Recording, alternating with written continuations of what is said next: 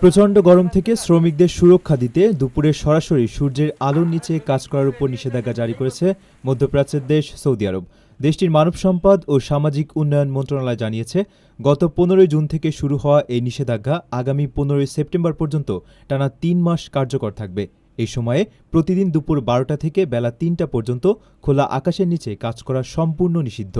বেসরকারি খাতের সব প্রতিষ্ঠানের জন্য এই নিয়ম বাধ্যতামূলক করা হয়েছে। জাতীয় পেশাগত নিরাপত্তা ও স্বাস্থ্য কাউন্সিলের সঙ্গে যৌথ উদ্যোগে সরকারের এই সিদ্ধান্ত বাস্তবায়ন করা হচ্ছে।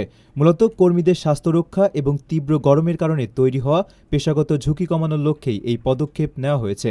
মন্ত্রণালয় জানিয়েছে, বেসরকারি প্রতিষ্ঠানগুলোর মধ্যে সচেতনতা বৃদ্ধি পাওয়ায় বিগত বছরগুলোতে এই নিষেধাজ্ঞার বেশ ইতিবাচক ফল পাওয়া গেছে।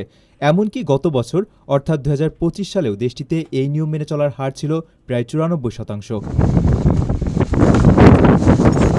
নিষেধাজ্ঞা চলাকালে কর্মীদের সার্বিক সুরক্ষায় নিয়োগকর্তাদের প্রতি বেশ কিছু জরুরি নির্দেশনাও দিয়েছে সৌদি সরকার।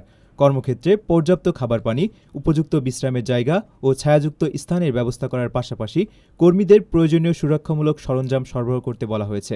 এছাড়া অতিরিক্ত গরম বা হিট স্ট্রোকের ঝুঁকি ও তা প্রতিরোধের উপায় সম্পর্কে কর্মীদের সচেতন করা এবং তীব্র গরমের সময় তাদের শারীরিক অবস্থার উপর সার্বক্ষণিক নজর রাখতেও নিয়োগকর্তাদের নির্দেশ দেওয়া হয়েছে।